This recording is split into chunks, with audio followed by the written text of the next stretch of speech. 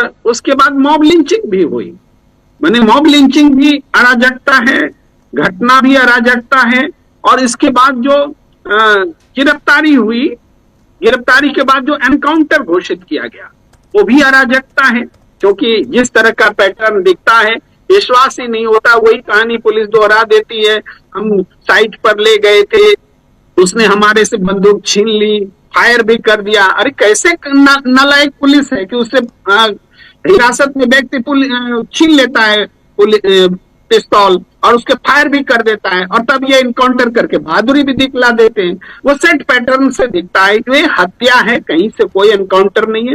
हमारे देश में एनकाउंटर की जांच करने की जो पद्धति है, अंदरूनी पद्धति, उसमें पुलिस के ही लोग शामिल होते हैं और वो उनको हमेशा क्लीन चिट दे देते हैं। एनकाउंटर को जायज एनकाउंटर बता दिया जाता है, जबकि वो फर्जी हुआ होता है।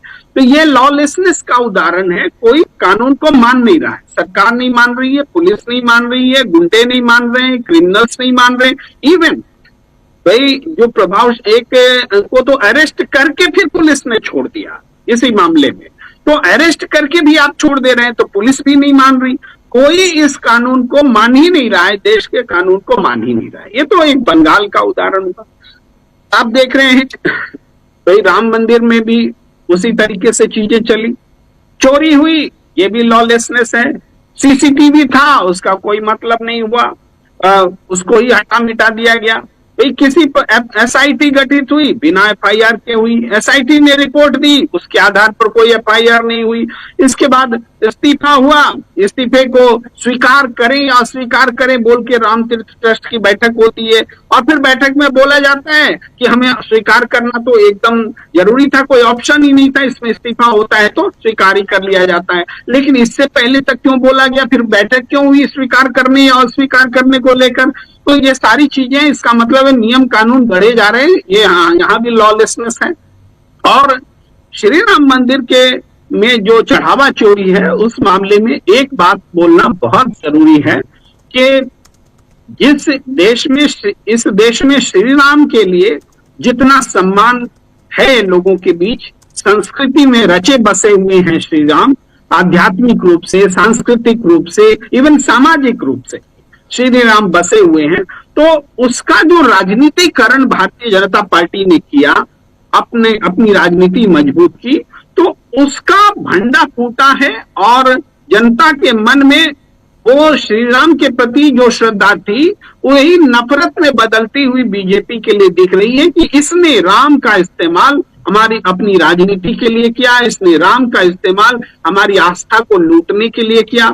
और ये ऐसा नहीं कि मैं यूं ही बोल रहा हूं, देखिए ये जमीन से महसूस की जा रही बातें हैं कि बाकी मुद्दों को समझाने और बताने के लिए तो एफर्ट्स लेने पड़ते हैं, लेकिन श्री राम के मंदिर में चढ़ावा चोरी हुई, आस्था का चोट पहुंचाई गई, इसको समझाने के लिए कोई अतिरिक्त प्रयास करने की किसी पार्टी को, विपक्ष को आवश्यकता नहीं है, वो लोगों के जहन में जा चुका है।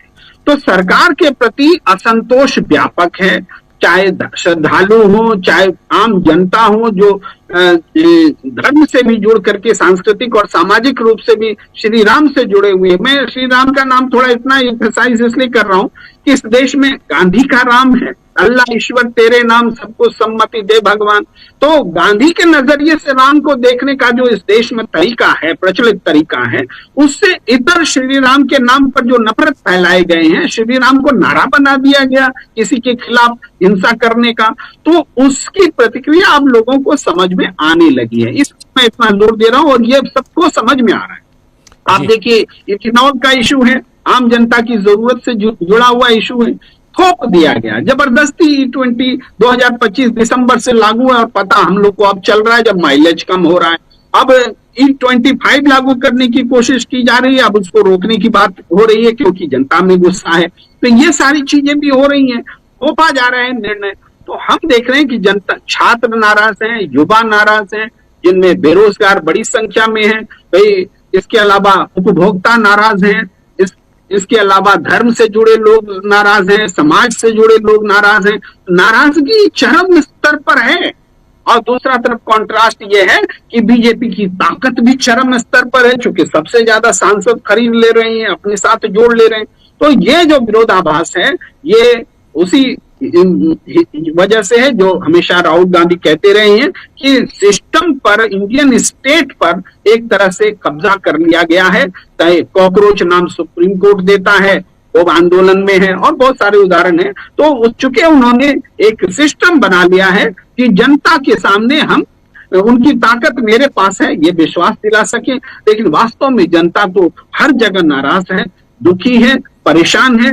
वो रास्ता खोज रही है कि कैसे ऐसे चुनाव से हम मुक्ति पाकर उस लोकतंत्र में जाएं जहां हम सरकार बदलें और बदलने से पहले भी जब हम सड़क पर उतरे तो सरकार सहम जाए, डर जाए, थरथरा जाए। वो जनता चाहती है। जी बिल्कुल बिल्कुल, आप सही कह रहे हैं। जनता जो चाहती है और सरकार जो कर रही है उसका विश्लेषण यहां कर रहे थे प्रेम कुमार जी, बहुत शुक्रिया। जरा जल्दी से चलना चाहता हूं उधर जंतर मंतर पे क्या चल रहा है। इनके साथ इकरार के साथ कुछ युवा साथी जुड़े हुए हैं, क्या चल रहा है जरा उनसे समझूं। इकरार कौन लोग हैं आपके साथ और जरा इनके विचार इस आंदोलन और पूरे देश का जो माहौल है, देश में जो युवाओं के साथ हो रहा है, इनकी पढ़ाई, इनके एग्जाम्स, इन पर जो कुछ हो रहा है, जरा वो सारे सवाल इनसे पूछिए। जी जी बिल्कुल। क्या नाम है आपका? हाँ जी आदरणीय जी, मेरा नाम कुमार इंजीनियर धीर सिंह सत्यमेव जयते झुंडपुरा है। तो आप यहाँ जंतर मंतर पर किस लिए यहाँ पहुँचे हैं? जी आदरणीय जी, पत्रकार भैया जी, मैं यहाँ पर मुरैना चंबल, आदरणीय मत बोलिए, आप अपनी बात रखिए। जी जी, मैं मुरैना चंबल की मिट्टी से अपने क्रांतिकारी भाइयों को और उन मित्रों को समर्थन देने के लिए आया हूं और उस महापुरुष को समर्थन देने आया हूं जिसने भारत की शिक्षा व्यवस्था के लिए, भारतीय आर्मी के लिए उनका अहम योगदान है, जिनका नाम है आदरणीय एवं सम्माननीय वांगचुक जी। जो आज मुझे जब ये संदेश मिला कि मेरे महापुरुष वांगचुक जी को, आज देश की इतनी व्यवस्था खराब हो गई है, शिक्षा व्यवस्था इतनी भ्रष्ट हो गई है कि उस महापुरुष को गांधी जी की तरह आज आज़ाद भारत में अनशन पर बैठना पड़ा है। इसीलिए मैं यहाँ पर आया हूँ और मैं इस शिक्षा क्रांति की लड़ाई में उनके साथ हूँ, अभिजीत भाई के साथ हूँ। तो ये बताइए कि आप आज यहाँ आए हैं, इससे पहले भी आप यहाँ आए थे? आदरणीय, मैं इससे पहले एक दिन और आया था, आज ये मेरा दूसरी बार मैं आया हूँ और मैं ये आंदोलन जब तक चलता रहेगा मैं तब तक इन भाइयों के साथ जुड़ा हूँ। आप कहाँ से आए हैं? मैं भी मुरैना से हूँ, भैया के साथ में हूँ। मेरा नाम गौरव इंदौरिया है, मैं मध्य प्रदेश से हूँ। अच्छा ये बताइए, क्या मध्य प्रदेश में शिक्षा व्यवस्था का हाल है? जिस तरह से यहाँ लगातार छात्र बैठे हैं, लगातार पेपर लीक हो रहा है और किस तरह से जो पेपरों में गड़बड़ियों की वो आती है, क्या आप कहेंगे इसको लेकर? देखिए, सरकार को इस पर गंभीर विचार करना चाहिए। देश में आए दिन ऐसी समस्याएं घटित हो रही हैं कि इससे छात्रों का भविष्य बर्बाद हो रहा है। ये पेपर लीक का मुद्दा नहीं है, ये देश के भविष्य का मुद्दा है। क्योंकि अगर स्टूडेंट ही का अगर पेपर इनका लीक होगा तो हमारा भविष्य लीक होगा, हमारा भविष्य बर्बाद हो जाएगा। क्योंकि स्टूडेंट जो है वो आने वाला फ्यूचर है इस देश के लिए।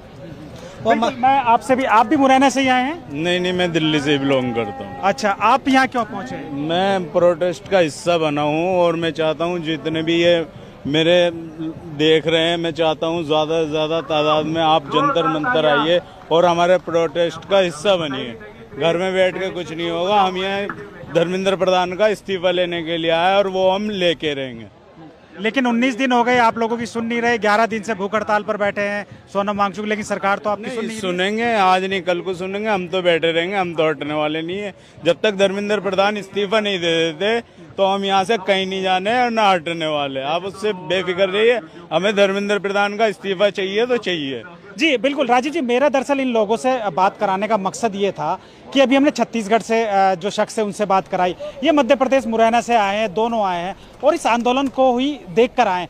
यानी ये लोग जो है अगर यहाँ पहुँचे हैं तो कहीं ना कहीं इनमें भी इस बात को लेकर ज़रूर टीस है कि जो छात्र हैं वो यहाँ धूप गर्मी बरसात में लगातार बैठे हैं। ये बता रहे हैं कि दूसरी बार यहाँ शख्स है। इसी तरीके से इस प्रोटेस्ट स्थल पर अगर हम बात करें तो देश के हर राज्य से, हर छोटे ज़िले से लगभग सभी लोगों का यहाँ आना लगभग जारी है। और ना सिर्फ शिक्षा व्यवस्था की बात हो रही है, बाकी तमाम तरीके की जो सुधार की बात है वो छात्र कर रहे हैं। जैसा भी छत्तीसगढ़ वाले शख्स ने कहा, और वही एक और शख्स दोपहर में जब हमने उनसे बात की थी, वो भी जो है वो भी मध्य प्रदेश के दूसरे हिस्से से आए, अब माफ़ कीजिए बिहार से आए थे वो, और उन्होंने किस तरह से कहा कि जो शिक्षा व्यवस्था है वो लगभग जो है मर चुकी है बिहार में। उन्होंने बिहार की पूरी स्थिति के बारे में बताया कि किस तरीके से वहाँ जो शिक्षक हैं वो शिक्षक नहीं है, शिक्षक एग्जाम नहीं लेते हैं। क्यों? एग्जाम लेंगे तो उनकी छात्रों की पोल खुल जाएगी, वो कुछ छात्रों को पढ़ाते नहीं है।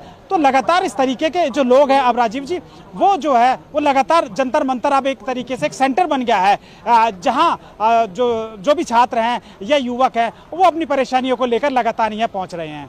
बहुत शुक्रिया इकरार, इन तमाम जानकारियों के लिए। आप जुड़े रहे। बारिश हो रही है और वहाँ हौसला जो है वो बुलंद है, वो साफ दिखाई दे रहा है वहाँ पर आए हुए आंदोलनकारियों का। जल्दी से आना चाहता हूँ प्रशांत जी, कार्यक्रम को अब समापन की ओर ले चलते हैं। प्रशांत जी, अभी आप बात कर रहे थे, एक तो धर्मेंद्र प्रधान काफ़ी जिक्र आ रहा है, धर्मेंद्र प्रधान इस्तीफा दो, लेकिन इस बीच भूपेंद्र यादव का नाम क्यों आने लगा? भूपेंद्र यादव जो हैं वो आप जान रहे हैं कि पर्यावरण मंत्री हैं।